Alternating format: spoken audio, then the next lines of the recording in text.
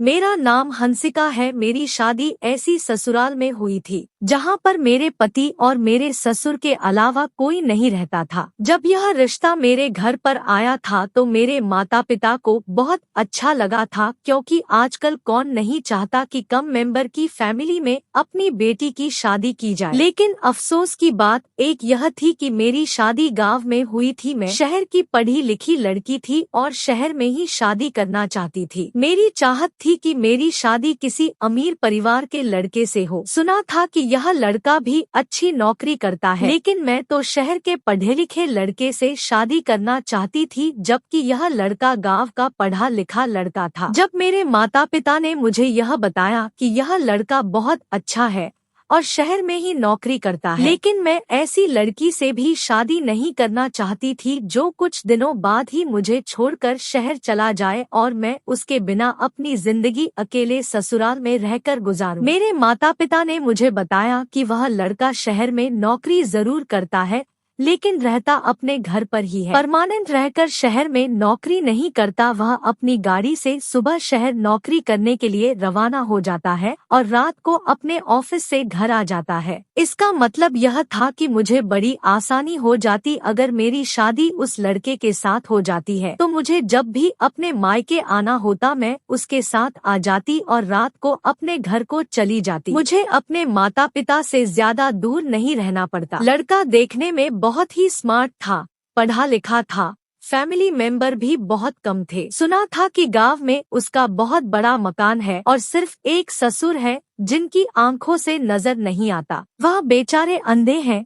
बेटा अपनी मर्जी से शादी कर रहा है और इसीलिए शादी कर रहा है क्योंकि वह चाहता है कि उसके पिता की सेवा करने के लिए घर में बहू आ जाए। जिस लड़के के साथ मेरी शादी होने वाली थी वह घर का इकलौता बेटा था। उसकी माँ तो काफी सालों पहले ही मर चुकी थी। घर में सिर्फ दोनों बाप बेटे ही रहते थे। सुना था कि काफी सालों से उन लोगों ने एक परमानेंट नौकरानी रखी हुई थी। वह नौकरानी पिछले 6 महीने पहले नौकरी छोड़कर जा चुकी है और तभी से ही उन दोनों के घर में काम की परेशानी होने लगी थी। भला वह कब तक नौकरानी के सहारे जिंदगी गुजार सकते थे।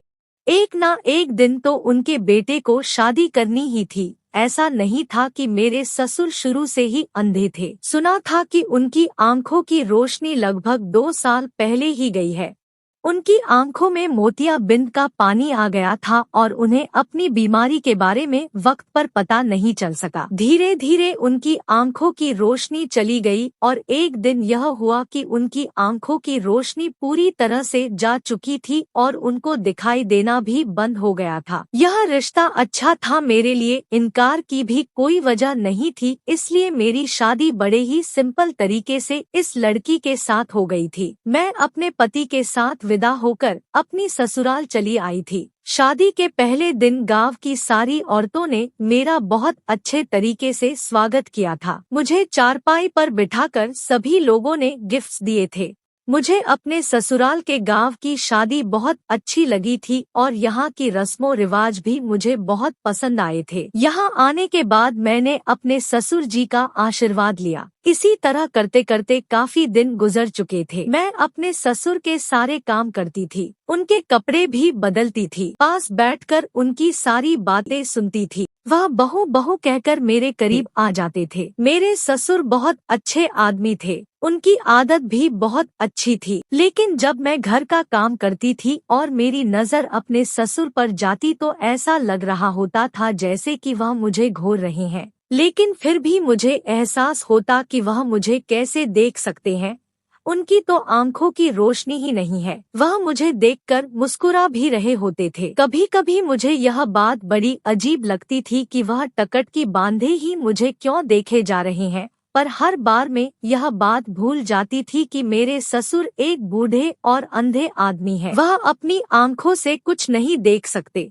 हर रोज हमारे घर पर अलग अलग तरीके की औरतें आती और थोड़ी बहुत देर मुझसे बातचीत करने के बाद चली जाती थी। मेरे ससुर का कहना था कि हमारे गांव के लोग बहुत प्यार और मोहब्बत वाले लोग हैं। हमारे गांव में जब कोई नई नवेली दुल्हन आती है तो यहाँ की औरतें उससे इसी तरह की बातें करने लग जाती है। मेरे ससुर अपने कमरे से भी बाहर निकलकर नहीं आते थे। मैं कभी कभी अपने ससुर को देखकर अपने दिल में शर्म ले आती थी, क्योंकि थे तो वह मेरे ससुर ही ससुर, तो वैसे भी पिता समान ही होते हैं। मुझे तो बस ऐसा लगता था जैसे मेरे ससुर सबके सामने मुझे ताकते रहते हैं। कभी कभी तो मैं अपने माथे पर बल डालकर उनको घूरने लगती थी, लेकिन अजीब पागल हो गई थी।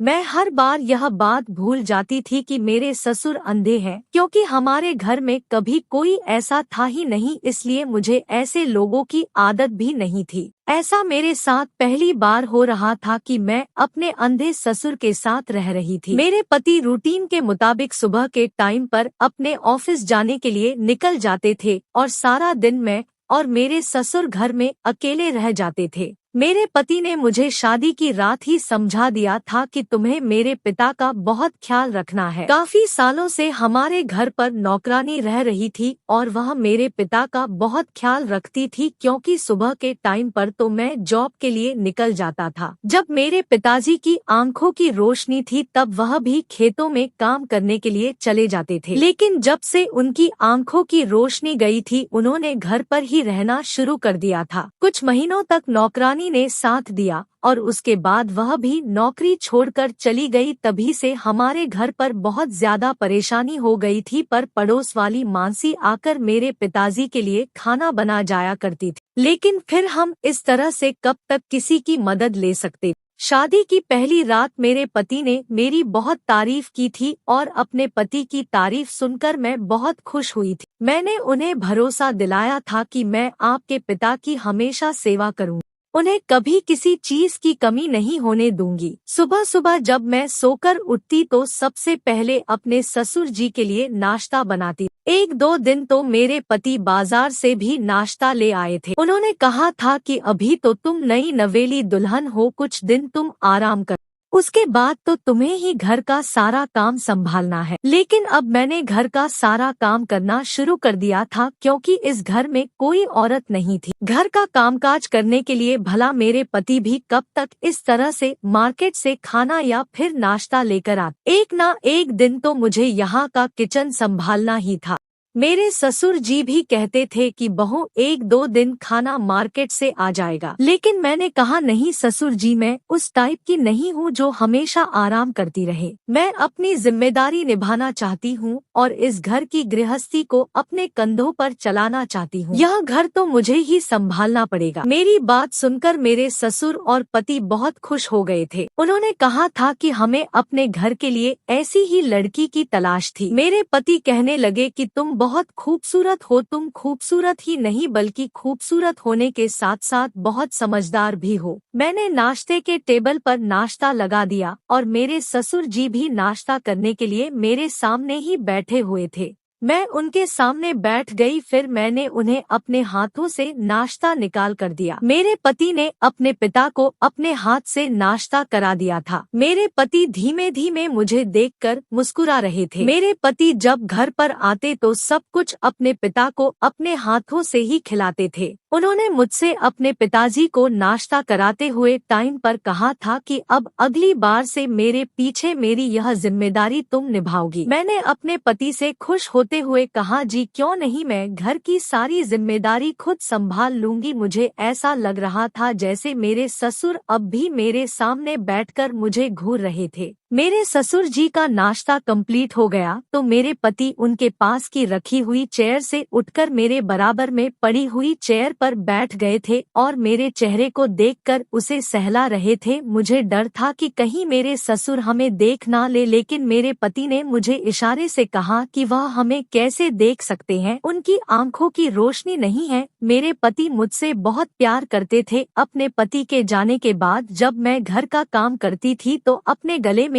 दुपट्टा भी नहीं डालती थी। यही सोचती थी कि घर में कोई नहीं है, ससुर जी ही तो है और उन्हें भी दिखाई नहीं देता, इसलिए मैं घर में रहते हुए किसी भी हुलिये में काम करती रहती थी और अपने ससुर जी के सामने भी किसी भी हालत में चली जाती थी। मेरे ससुर इतने अच्छे थे और बहुत ही अच्छी आदत के थे। कभी कभी मुझे बहुत अफसोस होता है कि इतने अच्छे इंसान की आंखों की रोशनी कैसे जा सकती है। वह बेचारे अपने इकलौते इकलौते बेटे की शादी और उसकी पत्नी को भी नहीं देख सके। मेरे ससुर के चेहरे पर हमेशा मुस्कुराहट रहती थी। एक बार मेरे पति ने मुझे बताया था कि मेरे पिताजी बहुत ईमानदार इंसान है, गांव में कोई भी उन्हें बुरा भला नहीं कहता। वह हमेशा लोगों का फायदा करते आए हैं। सब लोग मेरे पिताजी की बहुत इज्जत करते हैं। मैंने अपने पति से कहा था कि क्या आपने अपने पिताजी का इलाज नहीं करवाया? मेरे पति कहने लगे, उन दिनों शहर में मेरी बहुत इम्पोर्टेंट मीटिंग थी, इसलिए मैं कुछ हफ्तों के लिए वहाँ पर रुका हुआ था और पिताजी नहीं चाहते थे कि वह मुझे अपनी परेशानी बताकर परेशान कर दे। उन्होंने मुझे अपनी परेशानी के बारे में कुछ भी नहीं बताया और इसी तरह से धीरे धीरे उनकी आंखों की रोशनी चली गई। जब मैं बहुत दिनों के बाद घर वापस आया तब मुझे यह बात पता चली थी। अगर वह मुझे वक्त पर बता देते तो मैं उन्हें अपने साथ शहर ले जाकर उनका इलाज करवा देता और शायद वह ठीक भी हो जाते, लेकिन उन्होंने तो अपना इलाज ना करवाने की जिद बांध ली थी। उन्होंने तो मुझे वक्त निकलने के बाद बताया था। मैंने बाद में भी पिताजी से बहुत कहा था कि मैं आपको डॉक्टर के पास ले चलता हूँ, आपकी आंखों की रोशनी हो सकता है वापस आ जाए। लेकिन पिताजी हर बार मना कर दिया करते थे, कहते थे कि बेटा मेरी उम्र हो गई है, मैंने तो अपनी जिंदगी में काफी कुछ देख लिया, अब तुम्हारी जिंदगी जीने का समय है, तुम शादी करो, अपनी जिंदगी जियो, मेरा क्या है, एक दिन इस दुनिया को छोड़कर चला जाऊंगा, बूढ़ा हो चुका हूँ, धीरे धीरे शरीर के अंदर बीमारियां पैदा होती रहेंगी और एक दिन मेरे साथ साथ सब कुछ खत्म हो जाएगा, तुम फिक्र मत करो। मैं देख नहीं सकता, सुन तो सकता हूँ ना, तुम सबको महसूस कर सकता हूँ, मैं तो बस तुम्हें खुश देखना चाहता हूँ और अपने जीते जी चाहता हूँ कि तुम्हारा घर बस जाए। बस यही कहकर पिताजी बात खत्म कर देते थे और वह अभी तक एक बार भी मेरे साथ डॉक्टर के पास नहीं गए। मैंने कहा आप जबरदस्ती पिताजी को डॉक्टर के पास ले जाते। मेरे पति ने मुझे बताया था कि तुम्हें नहीं पता, पिताजी बहुत जिद्दी है, मैं उनके साथ ज्यादा जबरदस्ती नहीं कर सकता, शायद वह अपनी जिंदगी में इसी तरह से खुश है। मेरे पति ने कहा था कि वह मेरे आने से पहले उनके सारे काम करते थे, लेकिन अब उनके काम करने की सारी जिम्मेदारी मेरी हो गई है। मैं अपने ससुर को अपना पिता समझकर उनके सारे काम किया करती थी। मैंने अपने पति को यकीन दिलाया था कि आपको मेरे होते हुए घर में कभी कोई परेशानी नहीं होगी। मैंने अपने ससुर के पुराने फोटोज देखे थे जिनमें उनकी आंखों की रोशनी थी और मेरी सास भी जिंदा थी। मेरी सास भी बहुत खूबसूरत औरत थी और मेरे ससुर जी अपनी जवानी में बहुत हैंडसम थे। दरअसल मेरी सास मेरे ससुर से डबल कम उम्र की थी। मेरे ससुर बहुत ज्यादा उम्र के थे, फिर भी वह बहुत ज्यादा हैंडसम और चार्मिंग थे। अब भी अगर उनकी आंखों की रोशनी होती और वह अच्छे से तैयार होकर घर से बाहर निकलते तो कोई भी उन्हें बूढ़ा नहीं कहता। शायद उनकी परेशानी की वजह से उनके चेहरे से उम्र ज्यादा लगने लगी है। एक दिन मेरे ससुर कहने लगे, देखो बहू, मेरे भाग्य में क्या लिखा है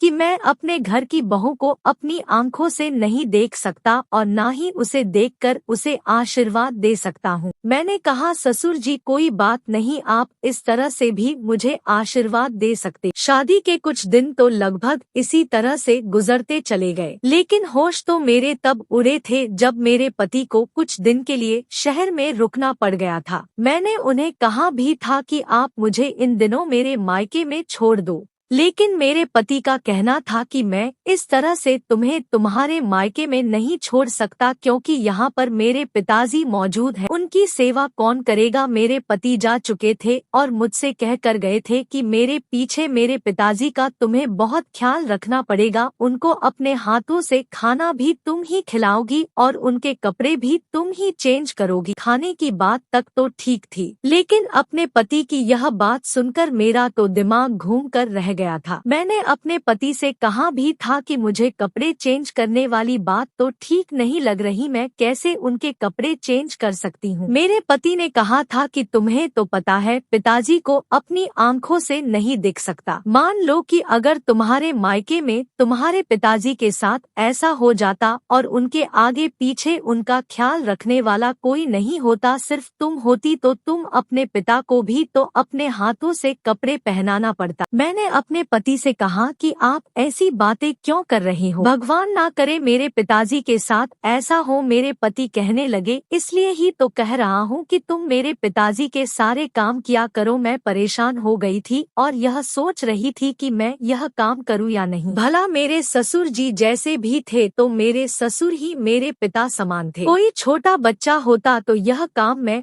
अपने पति के टोके बिना ही कर देती, लेकिन अपने ससुर का यह काम करने के बारे में ही मुझे शर्म आ रही थी। मेरे पति के जाने के बाद मेरे ससुर जी ने मुझे आवाज लगाई, वह बहू बहू कहकर मुझे पुकार रहे थे। मैं भागी भागी अपने ससुर जी के कमरे में गई तो मैंने देखा कि मेरे ससुर धोती और बनियान पहने हुए खड़े थे और पहले तो उन्होंने मुझसे यह पूछा कि बहू क्या बेटा जा चुका है। मैंने उन्हें कहा कि अभी आधा घंटा पहले ही निकले हैं। उन्होंने कहा चलो ठीक है, लेकिन तुम मुझे जरा शर्ट उठा दो, ना जाने शर्ट कहाँ पर रखी हुई है। सारे बेड पर मैंने हाथ मार मार कर देख लिया है, लेकिन समझ नहीं आ रहा कि मेरी शर्ट बेड पर है भी या नहीं। मेरे ससुर जी की शर्ट बेड के किनारे पर लटकी हुई थी। मैंने उनकी शर्ट उनके हाथ में दे दी। उन्होंने जैसे तैसे अपनी शर्ट को पहन लिया था, लेकिन बटन वो उल्टे सीधे लगा रहे थे। मजबूरन मुझे ही आगे बढ़ना पड़ा। मैंने कहा आप छोड़ दीजिए, मैं बटन बंद कर देती हूँ। मैंने अपने ससुर जी की शर्ट का बटन लगाया तो मेरे ससुर जी मुस्कुरा रहे थे और अचानक उनका हाथ मेरी कमर पर लग गया। मैं उनसे कुछ कह नहीं सकती थी क्योंकि उनको तो पता ही नहीं था कि उनका हाथ कहाँ लग रहा है। जैसे ही उन्हें लगा कि उनका हाथ मेरे ऊपर से टच हो गया, फौरन ही उन्होंने अपना हाथ हटा लिया। शायद उनका हाथ धोखे से टच हो गया था। मैंने उनको शर्ट पहना दी थी। फिर मेरे ससुर ने कहा कि बहू मेरे बाल भी बना दो। मैंने ड्रेसिंग से कंघा लेकर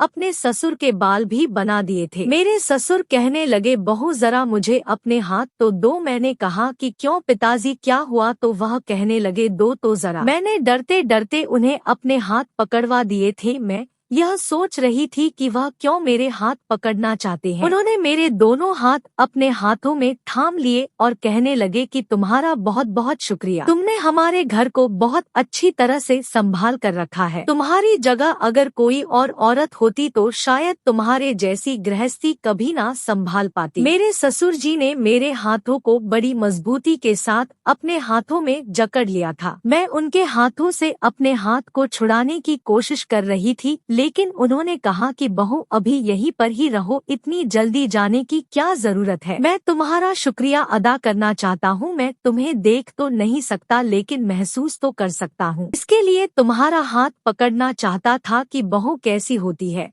भगवान ने मुझे कोई बेटी भी नहीं दी। अगर मेरी बेटी होती तो शायद वह भी तुम्हारी तरह मेरी सेवा नहीं करती। तुम्हें पता है, जब शारदा की मौत हुई थी तब मुझे उसकी मौत का बड़ा अफसोस हुआ था, क्योंकि वह मेरी हमसफर थी और मेरा बहुत ज्यादा ख्याल रखती थी और हमारे घर की इकलौती औरत थी। मेरे बेटे को और मुझे छोड़कर इस दुनिया से चली गई थी। दोनों को बहुत अच्छी तरह से संभालती थी, लेकिन उसके बाद सारी जिम्मेदारी अकेले मेरे बेटों के कंधे पर आ गई। और शादी के बाद तुमने भी कुछ दिन अच्छी तरह नहीं गुजारे, क्योंकि मेरा सारा बोझ तुम पर पड़ गया। वह बड़े अफसोस के साथ यह सब कुछ कह रहे थे। मैंने कहा, आप किसी पर भी बोझ नहीं हो और मुझ पर तो बिल्कुल भी नहीं हो। मैं आपकी बेटी की तरह हूँ, आप मुझे अपनी बेटी ही समझो। मेरी बात सुनकर वह मुस्कुराने लगे थे, कहने लगे तुम बहुत अच्छी हो और मेरा कितना ख्याल रखती हो। लेकिन अभी भी उन्होंने मेरा हाथ बड़ी मजबूती के साथ पकड़ा हुआ था। मैंने उनसे कहा, पिताजी मेरा हाथ छोड़ दीजिए, मुझे किचन में जाकर खाना बनाना है। मेरे ससुर ने मेरा हाथ छोड़ दिया और मैं फौरन ही किचन में चली आई थी। जैसे जैसे वक्त गुजरता गया मेरे ससुर की हरकतें कुछ अजीब सी होने लगी थी।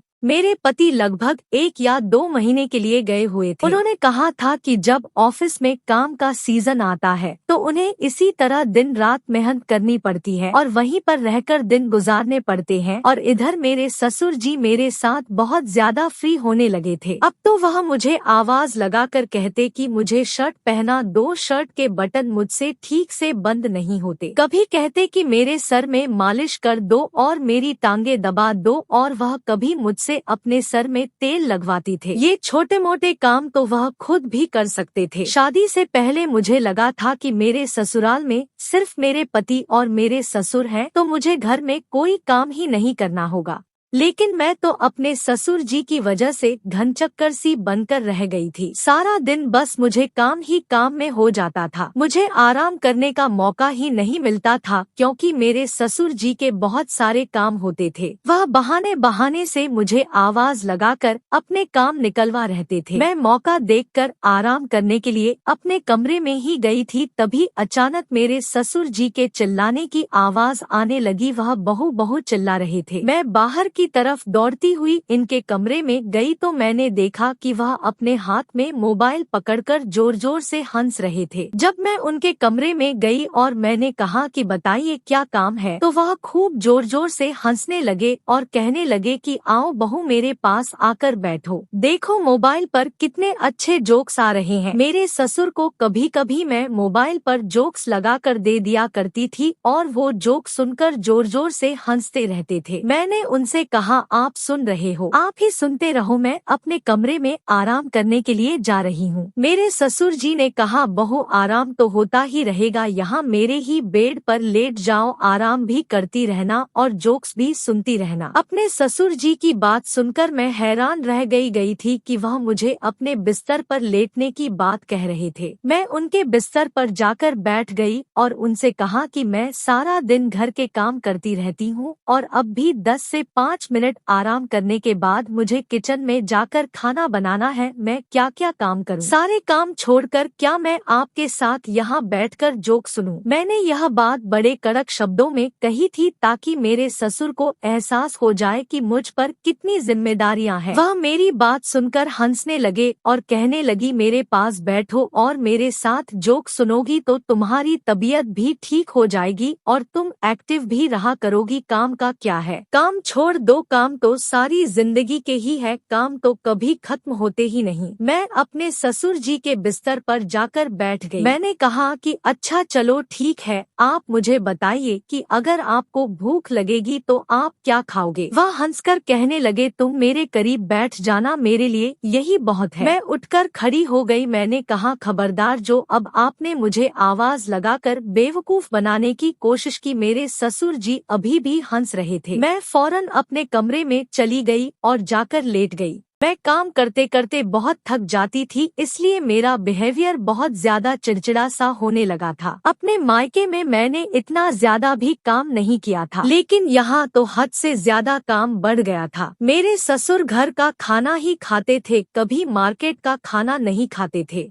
मेरे पति का कहना था कि हमें हमेशा मेरे पिताजी को घर का बना हुआ ताज़ा खाना ही खिलाना, बाहर का खाना मत खिलाना वरना उनका पेट खराब हो जाएगा। थोड़ी देर आराम करने के बाद मैं किचन में चली गई। किचन में जाने के बाद मैंने खाना बनाया और जब किचन से बाहर निकली तो देखा कि घर गंदा पड़ा हुआ है। फिर मैंने सफाई की और फिर सोचा कि शाम का टाइम है, एक बार फिर से ससुर जी के कमरे की सफाई कर देती हूँ। गर्मी बहुत ज्यादा हो रही थी, इसलिए मैंने दुपट्टा नहीं पहना हुआ था और मैं वैसे भी ज्यादातर घर में दुपट्टा नहीं पहनती थी। मेरे ससुर जी अपने कमरे में ही चेयर पर बैठे हुए थे, उनके कमरे की झाड़ू लगा रही थी। वह बहुत खामोश बैठे हुए थे और मैं अपने काम में बिजी थी। अगले ही पल जैसे ही मैं पलटी, यह देखकर मैं हैरान रह गई थी कि मेरे ससुर मेरे पीछे ही खड़े थे। मैं उन्हें देखकर घबरा गई थी। मैंने कहा कि आपको किसी चीज की जरूरत है क्या? उन्होंने कहा नहीं बहू, मुझे किसी चीज की जरूरत नहीं है, बस मैं यह महसूस कर रहा था कि कमरे के अंदर तुम ही हो या कोई और है। मैंने कहा आप यह कैसी बातें कर रहे हैं, भला इस घर में मेरे और आपके अलावा कोई भी नहीं रहता। उन्होंने कहा चलो कोई बात नहीं। यह कहकर वह अपने बिस्तर पर बैठ गए थे और उनकी आंखों को देखकर मुझे बहुत डर लग रहा था। उनकी आंखें देखकर ऐसा लग रहा था जैसे उनकी नजर मुझ पर ही है। मुझे शर्म भी आ रही थी क्योंकि मैंने दुपट्टा नहीं पहना हुआ था। मैं अपने ससुर का अपने हाथों से ही खाना बनाती थी। रात के टाइम पर मैं उनको खाना खिलाने के लिए उनके कमरे में चली गई और उन्हें अपने हाथ से खाना खिला रही थी। मैंने महसूस किया कि मेरे ससुर मेरे हाथ से खाना खाते हुए बहुत ज्यादा खुश होते थे और किसी ना किसी बात पर वह मेरा हाथ भी मजबूती से पकड़ लेते थे और बस मेरी तारीफ ही करते रहते थे। कहते थे कि तुम्हारे हाथ का बना हुआ खाना बहुत टेस्टी होता है। मुझे लगता है कि तुम भी इतनी ही ज्यादा खूबसूरत होगी। अब धीरे धीरे मुझे अपने ससुर की हरकतें बहुत अजीब लगने लगी थी। मुझे अपने ससुर से अब उलझन से होने लगी थी, क्योंकि वह किसी ना किसी बहाने से मेरे शरीर पर कहीं भी हाथ मार देते थे और मुझे टच करने की कोशिश में लगे रहते थे। मैं समझना चाह रही थी कि वह क्या करना चाहते हैं। मैं अपने ससुर की तरफ से अब बहुत ज्यादा परेशान रहने लगी थी। अपने पति को अगर उनकी हरकतों के बारे में बताती भी तो किस तरह से बताती, क्योंकि मुझे यकीन था कि वह देख नहीं सकते, इसलिए मेरे पति मेरी किसी भी बात पर यकीन नहीं करेंगे। मैं यही सब सोच रही थी और रात के 8 बजे तक अपने कमरे में सो गई थी। मेरे कमरे का दरवाजा खुला ही रहता था। मैं बहुत गहरी नींद में सो रही थी, पर अचानक घबराकर मेरी आंख खुल गई, क्योंकि मुझे महसूस हुआ जैसे कोई मेरे पैरों पर गुदगुदी कर रहा है। जैसे ही मैंने अपने पैरों की तरफ देखा तो यह देखकर मेरे पैरों तले से जमीन निकल गई थी कि यह कोई और नहीं बल्कि मेरे ससुर ही है। मैंने जल्दी से अपने गले में दुपट्टा डाल लिया और अपने ससुर से कहा कि बताइए, आपको कोई काम है क्या? मेरे ससुर ने जल्दी से मेरा हाथ पकड़ लिया और कहने लगे, मैं कोई अंधा नहीं हूँ, मैं सब कुछ देख सकता हूँ। यह सुनकर तो मैं और भी ज्यादा हैरान हो गई थी कि आखिर वह क्या कह रहे हैं, लेकिन उनके चेहरे की शातिर वाली मुस्कुराहट देखकर मुझे डर लगने लगा था और मैं बहुत परेशान भी हो गई थी। मैंने कहा, आप ये सब कुछ क्या कह रहे हो? मेरे ससुर कहने लगे, हाँ, मैं सब कुछ सच सच कह रहा हूँ। मेरे ससुर ने जल्दी से मुझे आकर मजबूती से दबोच लिया। मैं खुद को छुड़ाने की बहुत कोशिश कर रही थी, लेकिन वह मेरी कोई बात नहीं सुन रहे थे। मैं चिल्लाने की भी कोशिश कर रही थी। उन्होंने मेरे मुंह पर हाथ रख लिया और फिर उसके बाद वो हुआ जो मेरे साथ नहीं होना चाहिए था। मुझे अपने ससुर से ऐसी उम्मीद नहीं थी। उन्होंने झूठ बोला था कि वह अंधे हैं और इस बात का फायदा उन्होंने मुझ पर उठाया था। उन्होंने मेरी इज्जत को तार-तार कर दिया था। मैंने उनसे कहा कि आपने मेरे साथ अच्छा नहीं किया। मैं आपकी सारी सच्चाई अपने पति के सामने खोलकर ही रहूंगी। मेरे ससुर कहने लगे, किस तरह खोलोगी? मेरा बेटा कभी तुम्हारी बात पर यकीन नहीं करेगा, क्योंकि उसे पता है मैं अंधा हूँ। वह तुम्हारी किसी बात पर यकीन नहीं करेगा, बल्कि तुम्हें ही इस घर से धक्के मारकर निकाल देगा। अगर तुमने उसके पिता पर कभी भी इस तरह का आरोप लगाने की कोशिश की। मैं अपने ससुर की बात सुनकर बहुत ज्यादा डर गई थी कि यह बिल्कुल सही कह रहे हैं। मेरा पति कभी भी मेरी बात पर भरोसा नहीं करेगा, लेकिन मेरे ससुर ने जो मेरे साथ किया था वह मेरे लिए बहुत ही खतरनाक साबित हुआ था। मैं बिल्कुल लाचार हो गई थी और जमीन पर बैठकर जोर जोर से रो रही थी। मेरे ससुर कहने लगे, मेरी नजर तुम पर पहले दिन से ही है, क्योंकि तुम बहुत ज्यादा खूबसूरत हो। मैंने उनसे कहा, आपने मेरे साथ यह सब कुछ क्यों किया? उन्होंने बताया कि मैं बहुत मेहनत मजदूरी करके अपने बेटे को पाल रहा था, लेकिन जब से वह शहर गया था उसने मुझ पर ध्यान देना ही बंद कर दिया था। फिर मैंने प्लान बनाया कि अपने बेटे का ध्यान अपनी तरफ करने के लिए मुझे अंधा बनना पड़ेगा, इसलिए मैंने अपने बेटे से झूठ बोल दिया। इस झूठ का असर यह हुआ कि मेरे बेटे का पूरा ध्यान मुझ पर ही रहने लगा। फिर उसने शादी की और वह तुम्हें घर पर लेकर आ गया। तुम्हें तो देखते ही मेरी नियत तुम पर खराब हो गई थी और मेरा बेटा यही समझता रहा कि मैं अंधा हूँ, और तुमने भी इस बात पर यकीन कर लिया कि तुम्हारा ससुर अंधा है। मुझे तो यह बात पता है कि मेरा बेटा हर तीसरे चौथे महीने में 1 या 2 महीने के लिए अपने ऑफिस में ही रुक जाता है। मैं इस बात का मौका ढूंढ रहा था कि कब वह जाएगा और कब मैं तुम्हारा फायदा उठाऊंगा। मैं बड़ी लाचार और बेबस होकर यह सब कुछ सुनकर बहुत रो रही थी, लेकिन शायद मेरी किस्मत बहुत अच्छी थी। जब मेरे ससुर ने मुझे अपनी कहानी बतानी शुरू की थी, तभी मेरे पति दरवाजे पर खड़े होकर उनकी सारी बातें सुन रहे थे। भगवान ने मेरा बहुत बहुत साथ दिया था। मुझे अपने पति को कुछ भी बताने की जरूरत नहीं पड़ी।